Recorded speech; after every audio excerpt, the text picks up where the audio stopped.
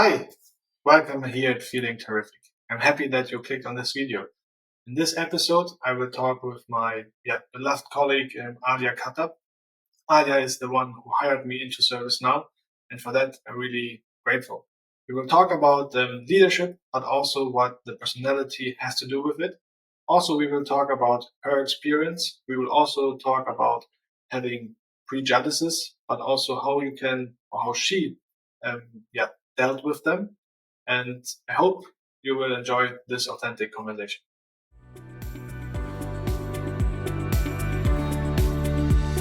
So a warm welcome here back at feelingTERrific. Today I have a guest with me who is kind of close to my heart, and why that?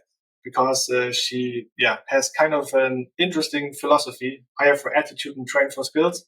And for that, I will still be thankful for a long time, hopefully for the rest of my time. But this was also quite a good intro, which I'm following also now, and which is kind of the mindset I also do have as of now. So who am I talking about? Today I have Alia with me, Alia Khattab. She is currently a senior director, talent acquisition, EMEA at ServiceNow. And was the manager who hired me into ServiceNow, and not anymore my manager. However, thank you for the intro we had in the beginning. Yes, so today we will talk about different topics, and among them, basically why she works in talent acquisition, and more interestingly, why she being received as an inspirational leader. So we'll talk about leadership today, but also what the personality has to do with it. And let's find out in the next few minutes. So having said that, thank you, Alia, for your time, and I look forward to an authentic insight. Thank you, Christian, for having me. Sorry, I know it's long overdue, so thank you for your patience as well. No, thank you that you take the time. Maybe having the start with the most difficult question: who are you? And it is indeed a difficult question because I've been wondering most of my life who I was and still find it quite difficult. So I'm many things actually, and a bit about my story and my background. So born in France, parents from the Middle East, and I think when you are walking in my shoes, you're either too French or too Arab, so never good enough. And I know many children of immigrants feel the same way, but I think I am actually all of those things. So I am French, I am a woman, a mother, I am an Arab, I am a Muslim. So I'm trying to embrace all of those identities that makes me who I am. So that's really on the personal level, Christian. And now having children born in the UK, you add even more complexity to that because you have to show appreciation for the society we live in here. So, trying to raise my children in a trilingual household, which is no easy feat. Yeah, and first, we like who you are, so stay true to yourself, and please don't change or try to adapt or whatsoever. And also, the second thing is trilingual. Respect. I would be too much confused when it comes either to two languages. But no, thank you for sharing the open words with us. And you also already mentioned it kind of a bit, but what drives you as a person? It's a really tough question, but I think one of my moral compasses is actually to do the right thing, whether people are watching or not. And I know that doing the right thing might actually mean that I can shoot myself on the foot in the corporate world from time to time. But if I have to have a moral compass, it would be absolutely doing the right thing, for my family, for my peers, for my colleagues and my team at all time. Yeah. Do you have an example for us where it was kind of difficult to make a decision, whether it would be positive, for the company, for the corporate, or it would be for your moral compass? It's difficult when your personal values, and I will not bring example of ServiceNow. I think we're lucky where I haven't had a big dilemma that clashes with my personal set of values. But I do know in a previous organization where I have experienced bias and discrimination, and that was years back, I knew at the time that things had to be said, that feedback should be given with no sugarcoating. But I do know that it was also almost career suicide for me, right? But are you still with me? Yes, you're still with me. You're into my stories. I'm opening up. So that was years ago. And I know you have a question around biases at work. I have experienced it firsthand years ago, and I was a young manager and probably the only person of color in the management team, if not in the whole HR team as a whole in EMEA. And I have experienced bias. And sometimes you think it is imposter syndrome, but actually the key lesson I get from this experience, without sharing all the signals, is many people will try to minimize some of the things people might say or things. However, it is truly important to listen to the receiving end, to listen to colleagues who are experiencing biases, whether those are subtle or whether those are really obvious in the workplace. And at the time, after a couple of years in the organization, my heart was not in the organization, and I have asked for us to part ways. And this is a decision I took, and I know they tried to retain me for all the good reason, but this is a decision I did not regret. So the bottom line is, key lesson is you can't do your best work if you can't be yourself in the workplace. You can't be productive. Yeah. You can't be electrified to overperform when your best self isn't accepted in the workplace. And that's probably a big lesson for me, because when I moved on, I took the opportunity to do contract work, and that was absolutely amazing. And contract is I was hired really just for my skills on short-term basis to deliver on specific projects. So that's, it is a learning. For me, there's no hard feelings at all. In fact, there's no teaching without adversity. If I have to quote Malcolm X, you can't learn if you don't face adversity. It was hard, but it is a learning. It's a learning for me not to lead when I have a diverse workforce in my organization.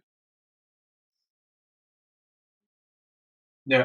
No, so first, thank you for sharing this with us. And maybe let me ask one question. So you just mentioned the experience, and that you, after this experience, took on contract work, right? How did you feel when you made the decision to leave? And how did you feel when you self-reflect on and saw for yourself that what kind of positive impact the contract work and the environment had on you? Mm-hmm. So when I left, I felt just relieved. I felt relieved. And I give you an example. Often you can be in, say, on a performance plan because your performance is not up to expectation. In my case, I was a top performer over and over again, but a change of leadership meant that from one day to another, I was completely put on the side and not included in key meetings that would impact me or my team, not having my voice heard at all. And it was quite brutal. And I did have team colleagues around me even questioning, why is that? And we can assume, is it because I'm a female? Is it because I'm a woman of color? Not sure, but I've been told also at the time that I was a bit too direct, and this is one where, I might not beat around the bushes when I talk, but I do know that being direct and honest is often a quality that we give my male counterpart. Or maybe in the unconscious theme, a woman like me should not be too direct, but rather dominated. Um, so for me, leaving was the best decision I made. Absolutely. However, I have to say though, I've built amazing relationship in that organization. We are still in contact. I've learned so much. So I try to keep the positive. But what that meant is when I moved into project work, there was always a voice telling me, oh, be careful, Alia. Like, don't be too direct.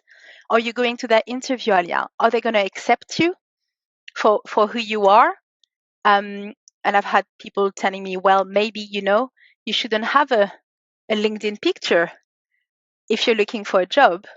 You have an amazing experience, but they might be not willing to talk to you because of, how you present yourself. And what that can represent. So I had all those voices coming at me all the time. But what I had to remember is that I have worked hard in a country that isn't mine, and I have an experience that will benefit those organizations, and that I will find the hiring leaders who will see beyond the surface and really dig into what I have done, what we have done as a team and achieved, but most importantly, what can I bring to the organization? So it took, I wouldn't say it was a trauma, but those experiences can actually really hit your confidence. And then you need some sparkles, either colleagues, leaders who gonna rekindle a bit that sparkle that was faded, but it's nothing but good experience. Yeah. No, I think it's really interesting how you set the narrative for yourself for the positive part. And I mean, I haven't experienced something like that so far. Maybe I won't ever will. However, I think from my personal point of view, when you are able to, yeah, I mean, when you have the environment who supports you, who is there for you, who sees you as a person, but then also really being able to set the narrative for the right direction. I think this is key. And yeah, I'm really happy that you could do it. And yeah, thank you for that.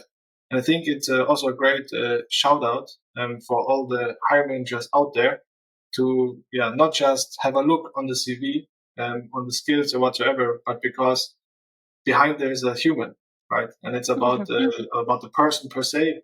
And if as you also mentioned, if the values someone has are not the same as, for example, the company has, then it's difficult, right? I mean, it can also be seen nowadays a little bit like too much buzzwords, values, family, etc. But at the end, there's something behind it, I think. And yeah, thank you for the shout out. Yeah. And maybe let's come to a different topic. I mean, you also already scratched it a little bit, but what does mean intrinsic motivation to you? It's again, you have some tough questions, so I'm going to try to share my perspective without waffling much, but it's really doing, yes, if you look at it literally, it's the opposite of extrinsic motivation, something you do for, an external reward. So intrinsic motivation is doing it for your own reward, pretty much. Like, what's driving you? And I know there was a question that I hated when I used to interview is, what gets you out of bed in the morning, or what keeps you out at night? Um, but it is, if you think from a career perspective, and again, my philosophy on career success, like success can mean different things to everyone. For someone, it can mean actually staying where they are and providing for their family. This is their definition of success. For other people, it might be moving up the ladder. For others, it might be actually moving sideways and touching different projects and learning. I think you touched on that on your podcast.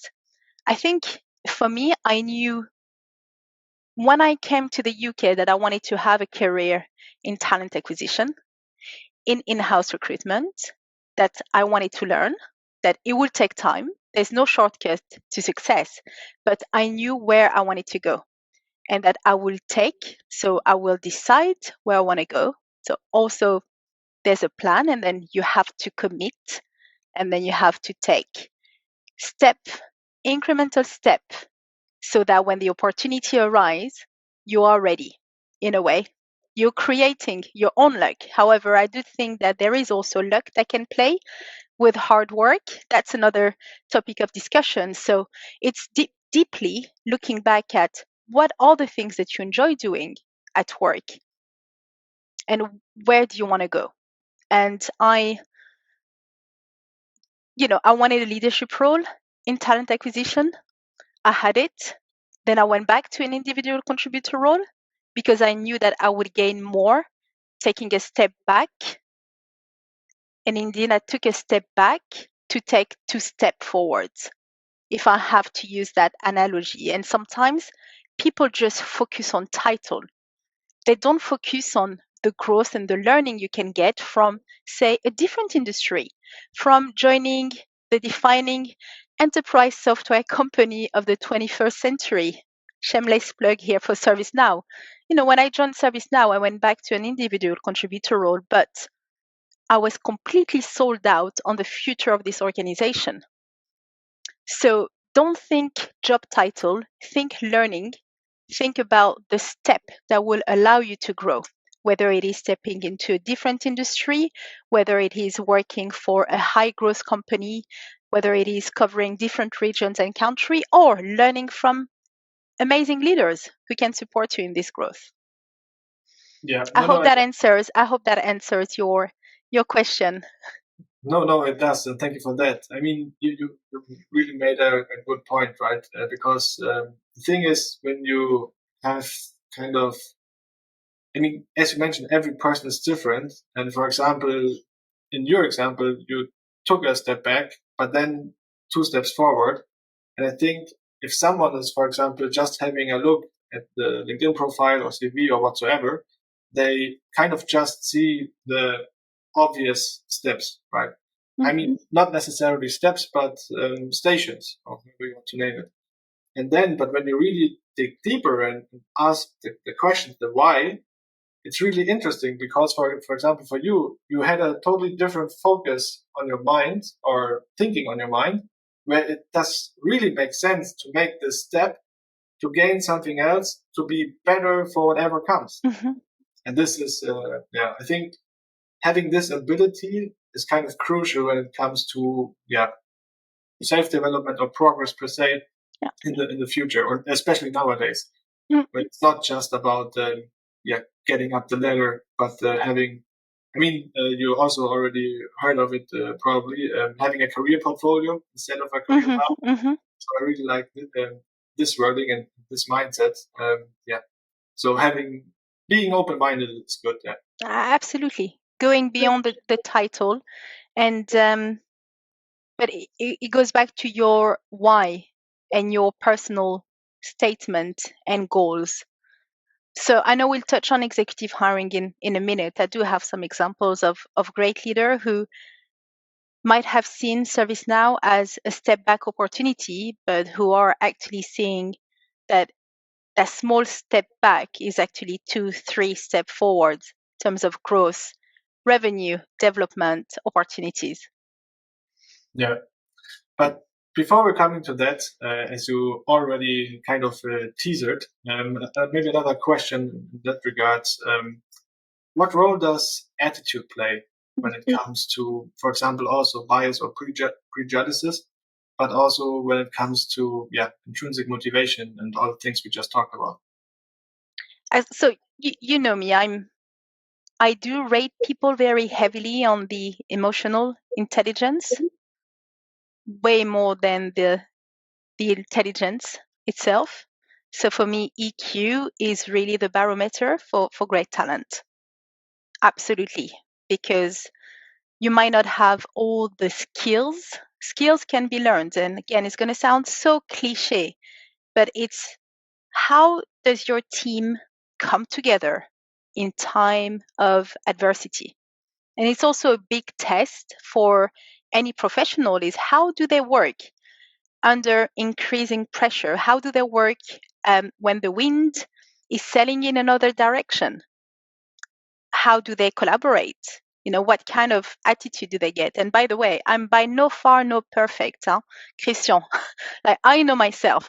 I know how I can react under pressure. I know that I can lack patience. I completely know myself. However, I think I know the best hires I've made didn't have all the skills. They had the humility to learn and the willingness to take feedback, and they were coachable. So call me old school. I mean, I have some books here. Some of this one, of course, you probably read it. Okay.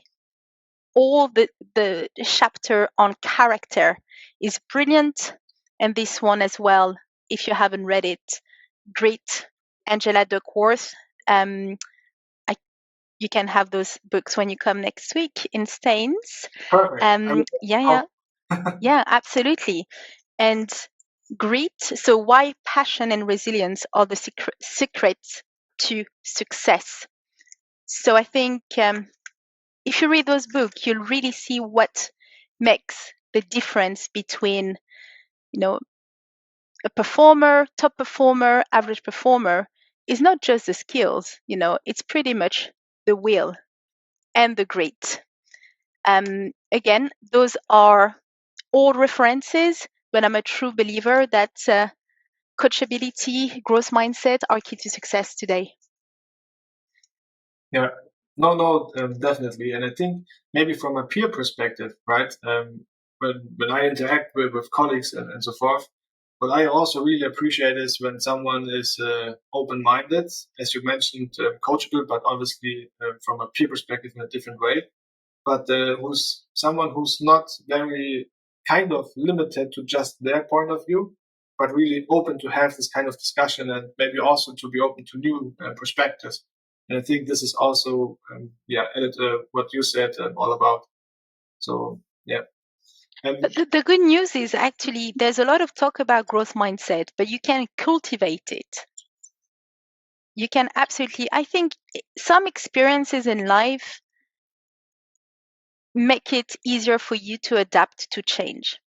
I do think, personally, I think if I look at, I always have something for the underdogs. I've always had something for people who are not,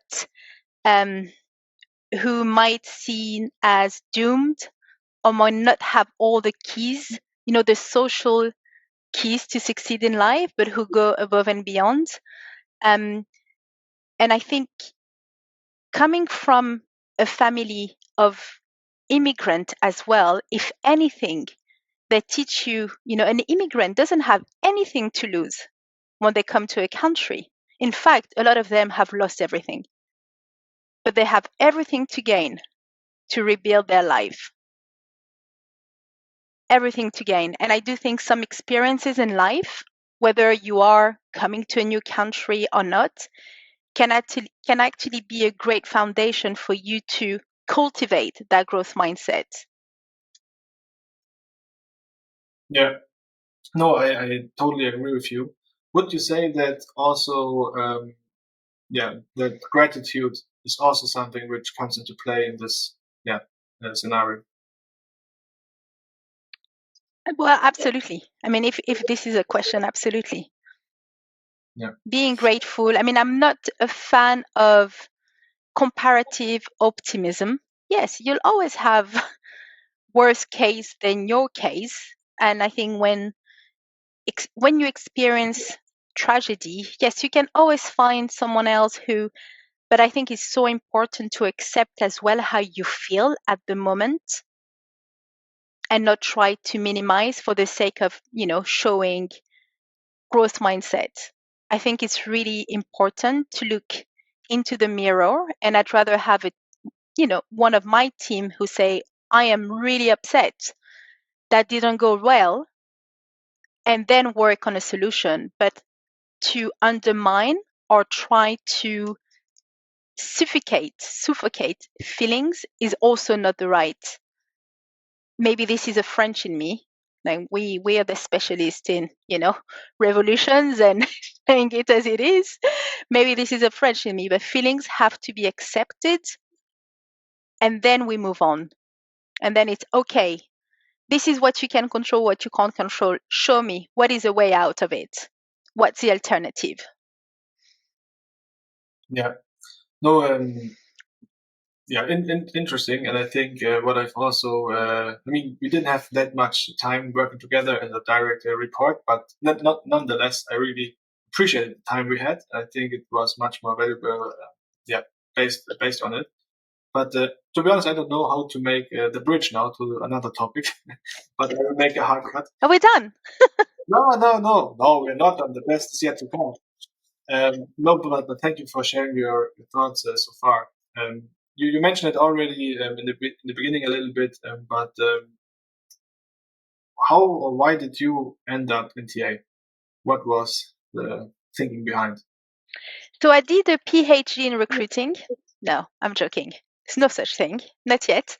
I fell into TA like everyone.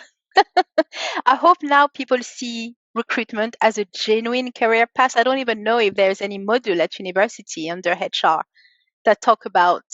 No, okay. Well, I fell into talent acquisition in 2006. Ouch, that's a long time ago. Damn, 2006. Sorry, I'm swearing on your podcast now. I fell when I did an internship for a search firm in Paris, and I know they were looking for graduates who could speak English, and I could speak English at the time. This was for me probably one of the best school because I worked with one of the partner, Pierre Angelica. You always remember the one who, I guess, told you everything, and I learned everything about market mapping, headhunting techniques. How do you close a candidate? What do you qualify? How do you build an offer? How do you get name over the phone? We were doing headhunting over the phone. I think LinkedIn was just becoming a thing in France. We had Viadeo, which was a French LinkedIn, but I don't think it exists anymore nowadays. And LinkedIn was just becoming a thing. I've learned so much in actually making phone calls and getting rejection, but carrying on, like the perseverance, and then you have finally your talent ambition that match your client's ambition, and there's nothing more rewarding when you see that talent join and grow and develop. So that's how I fell into recruitment. And you are obviously still in recruitment, and since 4.5 years you are with ServiceNow. Are you still smiling?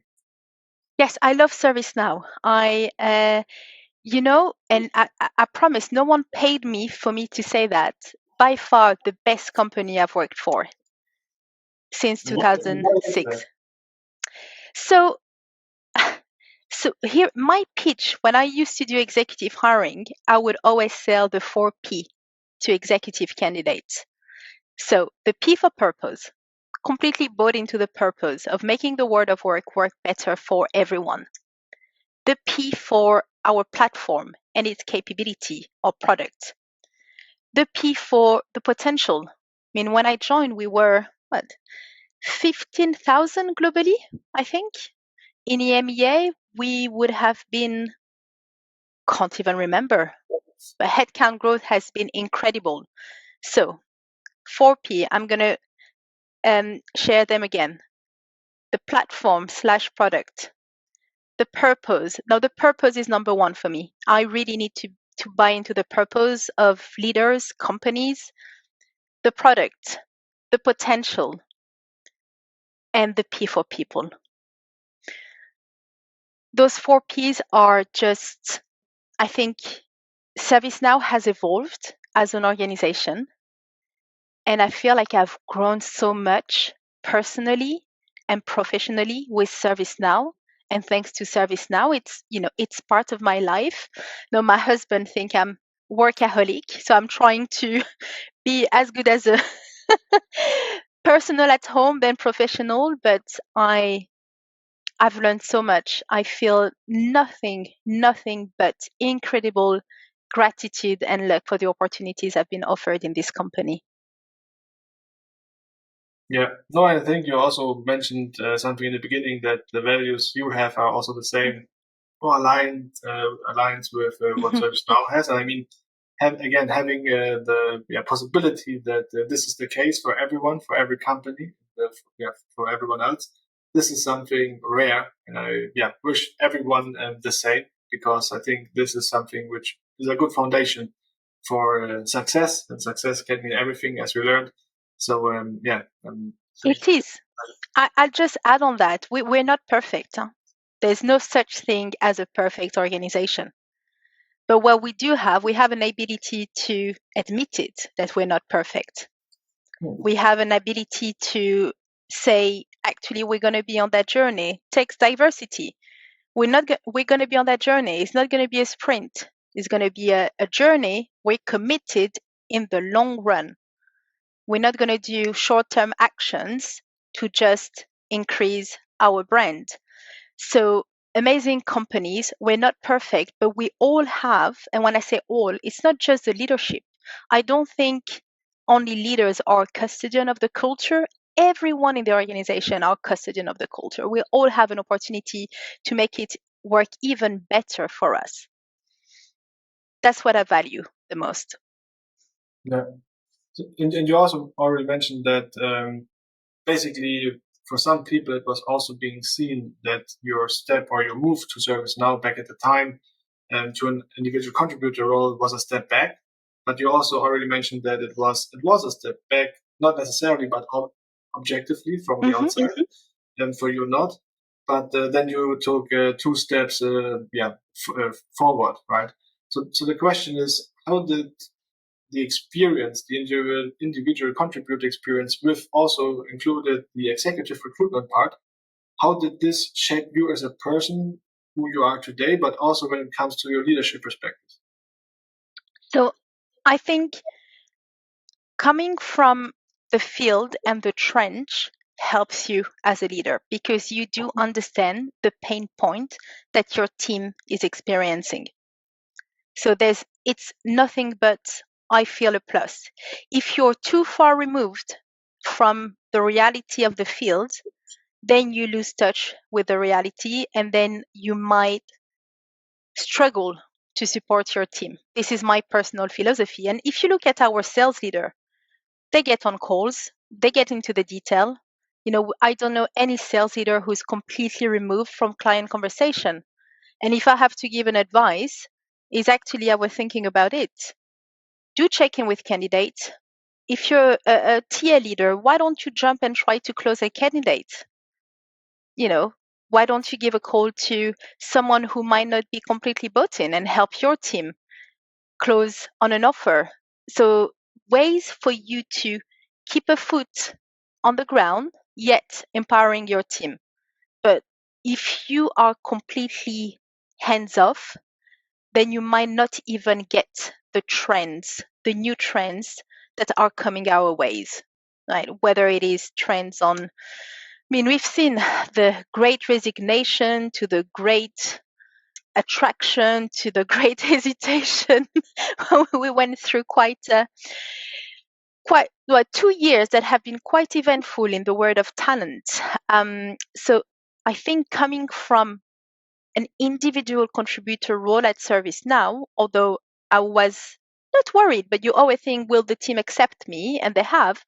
Actually, my credibility was that, yes, I know this manager. I can help you. I know this region. This is what I've done. Do you need my help? Yes. good, or you roll with it. So keeping a foot on the field, which, I am a hands-on leader, and I will still be regardless of the level. Executive hiring has been the biggest learning for me on all fronts. One, because I haven't done it previously. I might have done maybe 2 VP roles at the time, but I haven't done it as a pure focus. But not only that, we had a new president coming to EMEA, Paul Smith. There was a pandemic. I had a 1-year-old at home and a 4-year-old at home. It feels like everything was meant for me to lose my mind. However, going back to doing the right things, work with a clear approach, methodology. In some instance, trust your instinct, but not all decisions have to be driven by instinct. I've learned more than I could have imagined. So I would say for anyone who actually wants to step into management, executive hiring is one step that can stretch you and challenge you. Most importantly is the responsibility that you have in shaping, the future of the organization by actually hiring the right leaders, because that hire, the impact it will have in the overall organization is massive, not only for ServiceNow employees, but also for us, for the team as partners. But also you then operating for me as at the advisor level. So you'll find that at that level, you actually have to run the process for your leaders. You have to brief the hiring team. You have to even advise who should be in the hiring team. And you have to help drive the right decision through a consistent, simple, again, not complicated.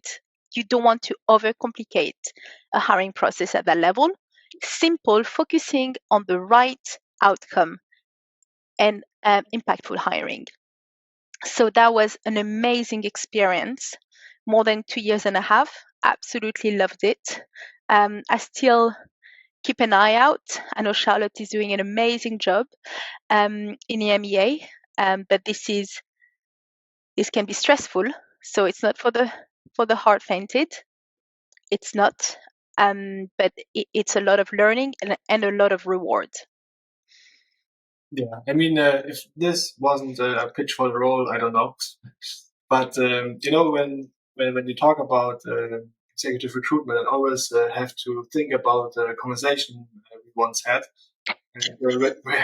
where you asked me, Christian, where do you want to go? Kind of, and usually usually you don't say, okay, I want to be this or this, because again, titles are nothing, kind of. And then you said, yeah, I know, Christian, but please, where do you want to go?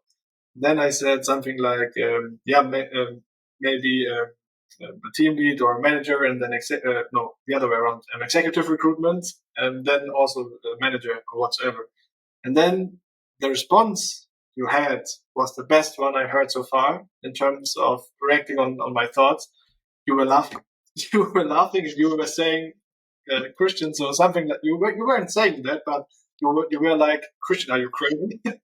No, I think I tell you what you say. You say executive recruiter so that I can grow into a team lead, and I laugh and I say executive recruiter is way more difficult than a team lead. And this was because we see it as an individual contributor role, but to me this is a leadership role, even if you don't have direct reports. Because this is we expect you to influence at the highest level in the organization and outside of the organization. And we expect you to help make hiring decisions that will really, again, shape the future of the organization and impact thousands of employees. So I'm sorry, I wasn't laughing. This is again me. I think I was probably smiling. No. Also do really appreciate authenticity and directness, and this was the perfect example. So thank you for that. It was an eye opener for this question. But also maybe adding on the experience you had, and that it was also a progress and development for you, right?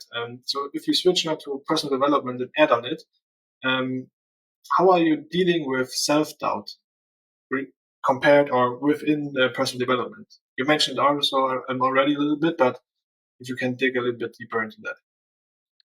So what self-doubt I have in general?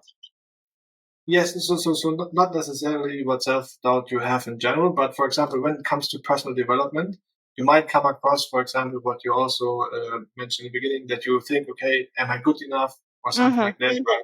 So what kind of self-doubts have you experienced so far? So when you self-reflect, for example, and I mean, as you also mentioned, you are the person who knows yourself the best. So when you think about personal development, obviously it's not something like this, but also something like this, right? And when it comes to something like this, how are you making sure that you come or rise up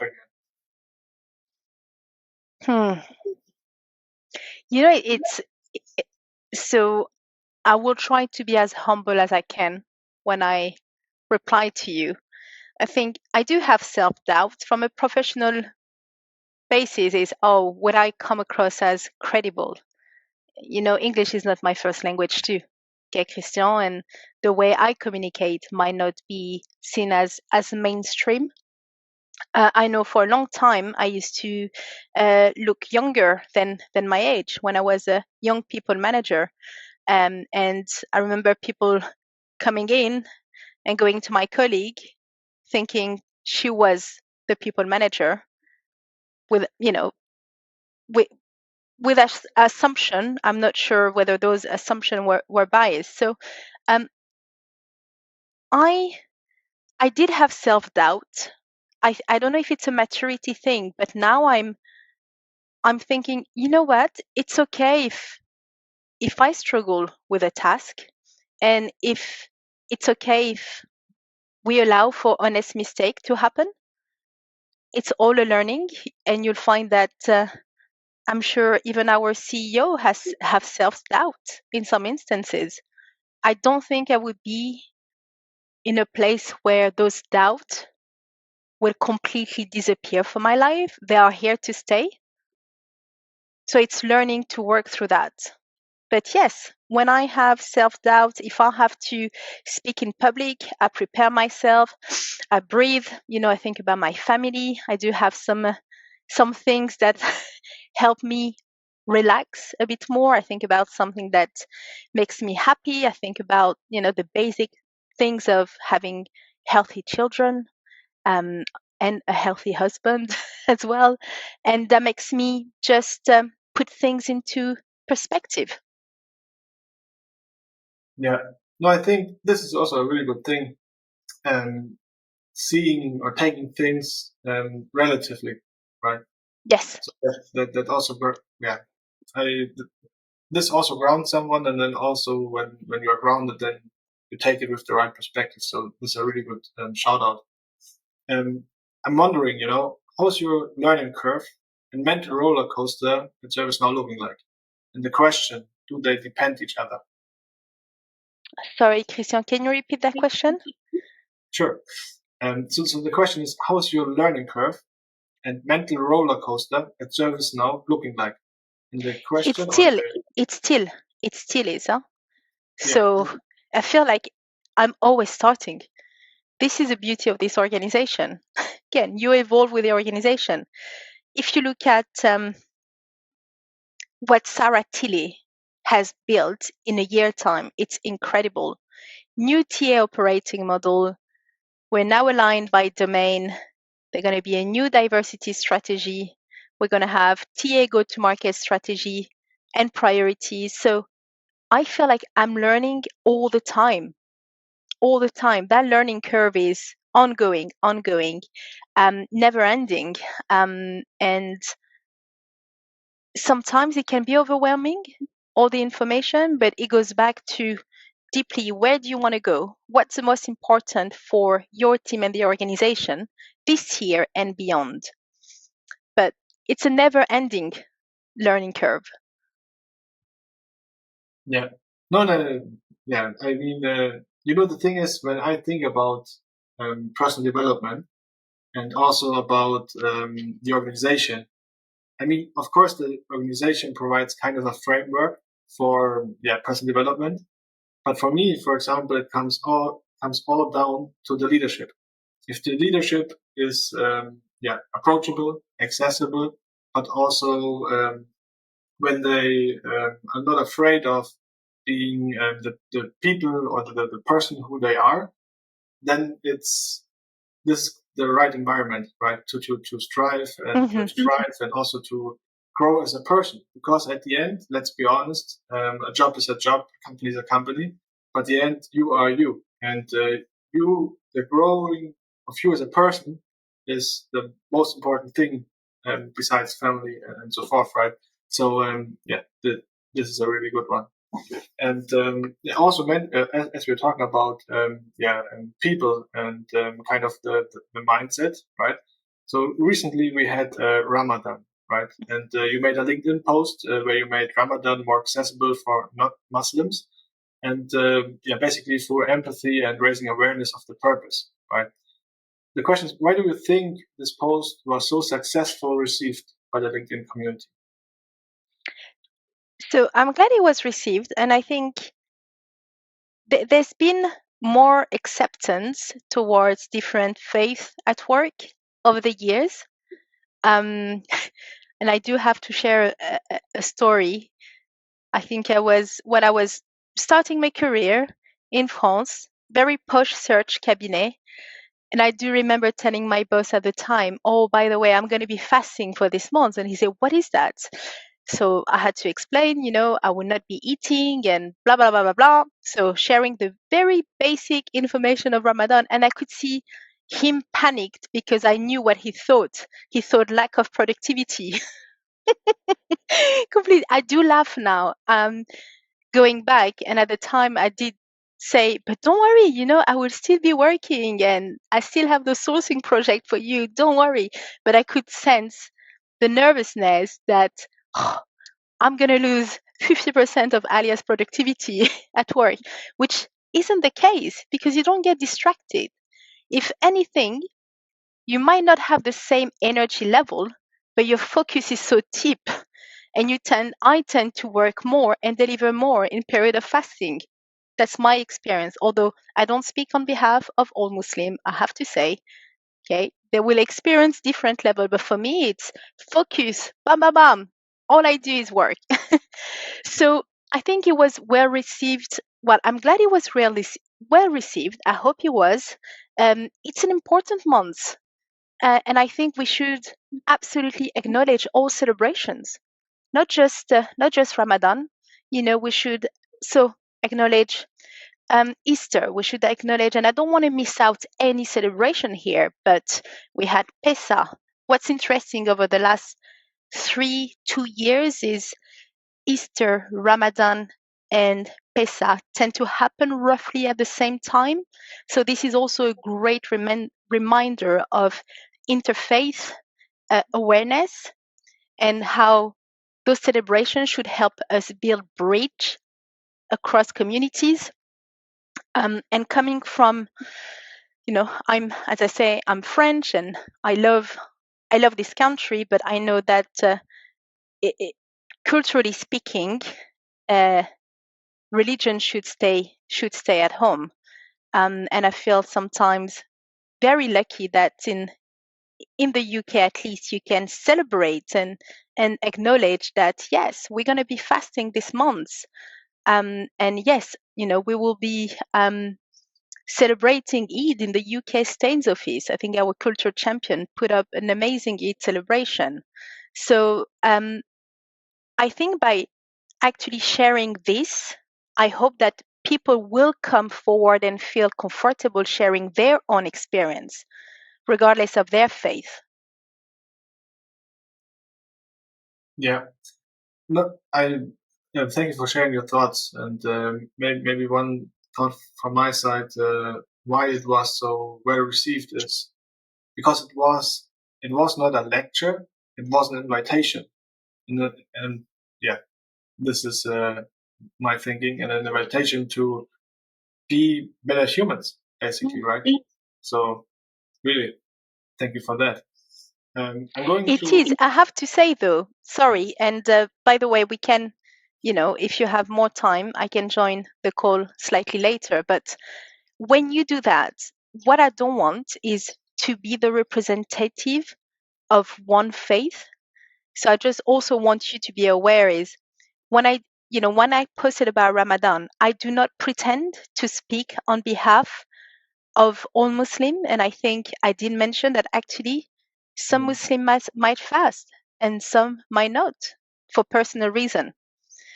So it is about my experience as Alia and not as a Muslim woman. To be very clear, as Alia is my experience, but it's not me pretending to give, advice to the whole LinkedIn community. So I do hope that comes from, the right place. Yeah, I think when someone is reading the post, then he or she will get it. So Okay. thank you for the reminder here. I'm going to read a quote from you now. So I'm a change catalyst. I believe in people's potential. As a leader, breaking down barriers to success and allowing everyone to live their dream is my North Star. And you better know that I what you meant by that. And the question is, why do you describe yourself like that? Okay.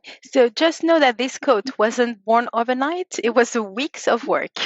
And again, Stephen Covey, personal mission statement, or the professional one. This is a bad thing because this is who I feel that I am as a professional. Forget leaders and what drives me. Going back to the intrinsic motivation. If you look at some of our core objective here supporting the sales team, headcount attainment for all of EMEA. Of course, this is a KPI, and of course, I would always strive for us to be on top of the headcount attainment. But what will make me truly fulfilled and rewarded as a leader is to help the team grow and to remove barrier to success. To me, this will be the ultimate reward as a professional. And I know when I do that, then the KPI of headcount attainment is most likely to be met and achieved. So I did spend weeks to actually think about that statement. And change catalyst is also, if I look at all the experience that I had, whether those can be seen as negative, take the one where I experienced bias at work and unfairness, is what do I do with it? Do I, take it and become angry, or do I actually use it as a catalyst of change so that it won't happen to anyone else, so that I can be the one who speak up for my colleagues, so that I can equip my colleagues to become allies when they face such situations, so that I can contribute in building a fair workplace for everyone. So this was really weeks of thoughts. And I feel like this, when you read it, this is me. I feel this is me, and I completely adhere to it till this day. Yeah, no, and the thing is also, when I'm, when I look for a company, right? Usually, I look also especially for a leader, and having a leader with such a statement. First, it's a quite a good intro to the personality before you even have a conversation with this person, right? But also, it attracts much more talent, for example, to work for you, because at the end, again, it's about the leader, not about to work with me, with me. with you. No one works for me. With you, good one. And the question is also, you mentioned you were working on it for weeks, right? How was the self-reflection process within those weeks? How did you feel? I had many iteration of that statement. I think I had 3-4 iteration. And I have to say, I'm also thankful ServiceNow put me on a coaching development program for women 2 years ago, 2 years ago. So the thought is listening, does that represent who you are? Are you authentic with those words? And then making sure that this will be your compass at all time. When you screw up, you go back to that. Did my action match my statement on this instance? Yes. Great. No. Then you have some work to do, Alia. So I think for everyone, this is a great shout out and challenge that you will also do the same. And let's be curious what statements you are coming up with. So I will definitely work on mine, and let's see how long it takes. But challenge accepted in this regard. Maybe so we're coming at the end of our conversation, right? Maybe for the end, self-awareness, self-reflection, mental health, recharging, purpose. Buzzword bingo or what? You know what? I read your question, but password bingo. I don't know how to answer that one, Christian. You mean what is the most important? I would say for my team is first of all mental health, family, work and way. That's what I meant by putting things into perspective. Okay, things for me that matter the most is the team well-being, their team well-being. Then the rest will follow. So I don't know how to answer that, but sometimes we are so focused on tasks that are purely productive, but we also have to consider what productivity means for some people. And one of the best advice I received from a coach last year was, she told me those words. She said, Alia, you spending time with your family and your kids is actually it is a way to be productive as well, even if your manager doesn't see it. But this is you being productive for me, as a mother, as a member of my family. This is an interesting perspective. Yeah, and the meaning behind this question is quite simple. So it was meant to be open asked, kind of, because it's interesting to see how people react, right? So what will they focus on? What will they say? How are the words received by them? Obviously, it's also, again, individually every time and so forth. So thank you for sharing your thoughts on this one. With having that, so we are at the end of our conversation and also time. So thank you for that, Alia. It was a real pleasure. As you mentioned, overdue, and but as it was overdue, it was much more special. And thank you for that. And maybe over to you for the last word. Thank you, Christian. Big kudos to you and this podcast. I've been enjoying listening to the episodes. Thank you for stretching. I know that this was a lot of hard work, and it's still a lot of hard work for you to put this together. So thank you again, and until the next one. And of course, I cannot wait to see you in person next week for the first time. Cannot wait. And this was also over, but that's another topic. I know. Thank you. And take care. Take care. Bye now.